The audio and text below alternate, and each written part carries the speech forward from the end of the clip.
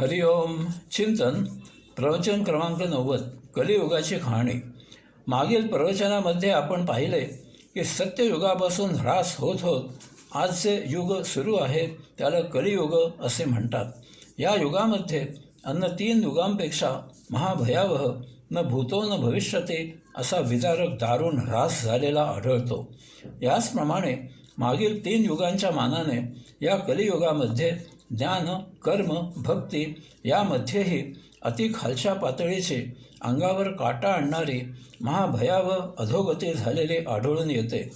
हे समजून घेण्यासारखे आहे. या कलियुगामध्ये जनसामान्यांना ज्ञानयोग, कर्मयोग, अष्टांगयोग आदी सहज साध्य नाहीत. याची कारणे अनेक आहेत. याचे प्रमुख कारण तेवढे आपण पाहू. कलियुग हे सत्ययुग, द्वापारयुग आणि त्रेतायुग यामधून अमुक्त राहिलेला शेवटचा जनसमुदाय आहे. हा जनसमुदाय म्हणजे वैश्विक गाळणीमधून सूक्ष्म भाग गाळून निघून मुक्त झाल्यावर त्या वैश्विक गाळण्यात वर अडकलेला 3 युगांचा जड गाळ आहे. यामुळे मुळातच जन्मतःच नैसर्गिकपणे तो आत्यंतिक टोकाचा परिपूर्ण भोगमय आहे. यामुळे या जनसमुदायामधून भौतिक उपभोगांना पूरक, अनुकूल, उपयुक्त असे शोध लावले जातात. नित्यदिनी नवनवीन उपभोग शोधले जातात. त्यासाठी लागणारे साहित्य निर्माण केले जाते. त्यासाठी निसर्गाचा बळी दिला आहे. मानवाची अलौकिक, अनन्य, असाधारण कुशल बुद्धी अत्यंत हीन खालच्या दर्जाच्या निर्मितीसाठी वापरली जात आहे. या अशा उपभोगांची जाहिरात अत्यंत आकर्षक पद्धतीने, हिरिरीने सर्वत्र प्रामुख्याने प्रदर्शित केली जाते. जनतेला भौतिक उपभोगांना प्रवृत्त केले जाते.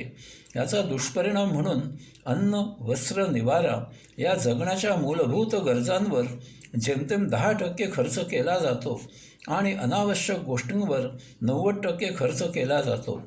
मानवी मनावर इतका भौतिक उपभोगांचा पगडा बसलेला आहे. जाहिरातीमधून तरुण स्त्रिया यांना सौंदर्य प्रसाधनांसाठी आकर्षित केले जाते. मुलांना अनावश्यक खाद्यपदार्थ, झकपक कपडे, आधुनिक खेळणी इत्यादीसाठी खास जाहिराती तयार करून आकृष्ट केले जाते. वृद्धांना बेगडी कृत्रिम साधनाने तरुण दिसण्यासाठी आकर्षित केले जाते. अशा प्रकारे लहानांपासून वृद्धांपर्यंत तमाम जनतेचे संपूर्ण आयुष्य शौक, मौज, मजा, मस्ती, चंगळ, चैन, भौतिक भोग अशाने व्यापलेले आणि भारावलेले आहेत. यात भर म्हणून केवळ विरंगुळा म्हणून असलेली करमणूक, खेळ यांना अवास्तव मानवी जीवनाचा अविभाज्य भाग म्हणून महत्त्व प्राप्त झाले आहे. या जनसमुदायाला देहोपभोग घेणे आणि करमणूक करणे हेच जगण्याचे एकमेव उद्दिष्ट आहे असे वाटते. यासाठी लागणारे साहित्य पैशाने उपलब्ध होते असे लक्षात आल्यामुळे जो तो कमीत कमी वेळेत जास्तीत जास्त पैसे मिळवण्याच्या खटपटीला वाहून घेत आहे. पैशांसाठी येनकेन प्रकारे कुठल्याही हीन टोकाला जाऊन धन जमा केले जात आहे. कामवासनेने तर अश्लाघ्य थैमान घातले आहे. यासाठी बळजबरी केली जाते. कोणी विरोध केला तर दहशत दाखविली जाते. प्रसंगी ठार मारले जाते. कामवासना शमवण्यासाठी रक्ताची नाती गुंडाळून ठेवली जातात. आजोबा, बाप, भाऊ या नात्यांना काही नैतिकता उरलेलीच नाही. वयात न आलेली कोळी मुले अशी कृत्ये करताना दिसून येतात. अशी कोळी मुले दारू, चरस, गांजा, अफू आणि आणखी काही झिंगण्याचे नवीन आधुनिक प्रकार काय असतील त्याने व्यसनांच्या आहारी जात आहेत. ही मुले अशी झिंगून बेदरकारपणे वाहने चालवून अपघात करत आहेत. त्यांच्या पालकांना याचे ना लाज, ना खंत, ना काही विचार. मोबाईलवर कामुक लैंगिक जाहिरातीने तशा दृश्याने, लिखाणाने थैमान घातले आहे. कोळी मुले याची शिकार होत आहेत. या जाहिरातींचा, दृश्यांचा, मजकुराचा अर्थही न समजणारे मुले आपापसात याची चर्चा करतात. यात कोणीतरी सांगतो की मी आईला, वडिलांना विचारले तर ते रागावले. यात लक्ष घालू नको, अभ्यास कर असे म्हणाले. यामुळे या मुलांची जिज्ञासा काही शमत नाही. ती दुप्पट उसळून उतू जाईपर्यंत वर येते. यातील एखाद्याला जरा तरुण असलेला गुरु भेटतो. तो तिखटमीठ लावून चघळून याचा अर्थ सांगतो. आता याची शहानिशा करायची आस लागते. मग काय, मित्रांचा ग्रुप तयार होतो. कोणी खाऊसे तर कोणी चोरून पैसे जमवतात आणि त्या गुरुच्या मार्गदर्शनाखाली नको तेथे जातात. पोटासाठी गरज म्हणून किंवा दहशत बळजबरीने किंवा गंमत म्हणून स्वखुशीने स्त्रिया यासाठी बळी दिल्या जातात. याची सरकारलाही काही काळजी तमा दिसत नाही. निवडणुकीला मते हवेत म्हणून राजकारणी याकडे साफ दुर्लक्ष करतात. गुंडांचा चौफेर सुळसुळाट झालेला आहे. आता तर असे गुन्हेगारच निवडणुकीला उमेदवार असतात. यात कोणत्याही राजकीय पक्षाचा अपवाद नाही. मानवी जीवनाला काळिमा लागलेला आहे. ही कलियुगाची दारुण कहाणी आहे. हीच गोष्ट करमणुकीची आहे. मानवाने कर्मयोग करून जर कंटाळा आला तर जीवाला विरंगुळा म्हणून जरा अल्प थोडा वेळ करमणूक करायची असते. करमणूक पाहून ऐकून ती तेथे सोडून द्यायची असते. त्यात रममाण व्हायचे नाही. त्याचे उसासे टाकायचे नाहीत. त्याच्या कच्छबी तर मुळीच लागायचे नाही. करमणुकीमुळे थकवा जातो. नित्य कर्मयोगापासून जरा विरंगुळा मिळतो. करमणूक ही तेवढ्यापुरतीच असते. त्यावेळी लगेच आपल्या कर्मयोगाला वाहून घ्यायचे आहे. खेळांना किती महत्त्व द्यायचे. एकाने चेंडू टाकायचा आणि समोरच्याला चकवून त्याची दांडी उडवायची किंवा चेंडू फळीने अडवून तो टोलवायचा.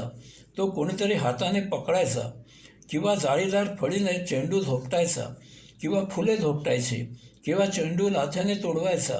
वाद्ये वाजवायची, मुखाने स्वरावली सादर करायचे, नृत्य करायचे, नाटक, सिनेमा आणि काय काय काय काय किती सांगावे. करमणूक करणारे कलाकार निश्चितच बुद्धिवान असतात. अशांची समाजामध्ये नितांत गरज आहे.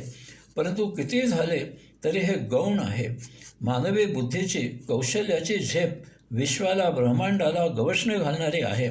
ती मानवाची वैश्विक बुद्धी, कौशल्य यासाठी वापरायचं. लहान मुले शाळा दुपारी असल्यास सकाळी किंवा शाळा सकाळी असल्यास सायंकाळी निरनिराळ्या खेळांच्या अकॅडमीमध्ये जातात. कोणी गाण्या बजावण्याच्या शिकवणुकीला पळत असतात. पालक मोठ्या तोऱ्यात त्यांची ने-आण करत असतात किंवा त्यासाठी व्हॅन लावतात.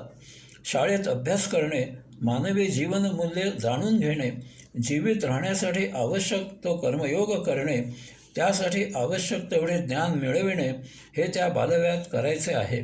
ज्यांना शाळेमध्ये अभ्यासात गती नसते अशाने इतर गोष्टी कराव्यात. परंतु येथेही अभ्यासात गती असलेले पुढे आयुष्यात नवनवीन भौतिक उपभोग घेता येतील असे शोध लावतात. यामधून मानवाला भोग प्रवृत्त करण्यापलीकडे अन्य काहीही साध्य होत नाही. याचा दुष्परिणाम म्हणजे माणूस सदा सुखदुःख यात गटांगळ्या खात असतो. तो कधीही कव्वल्यानंदात असत नाही.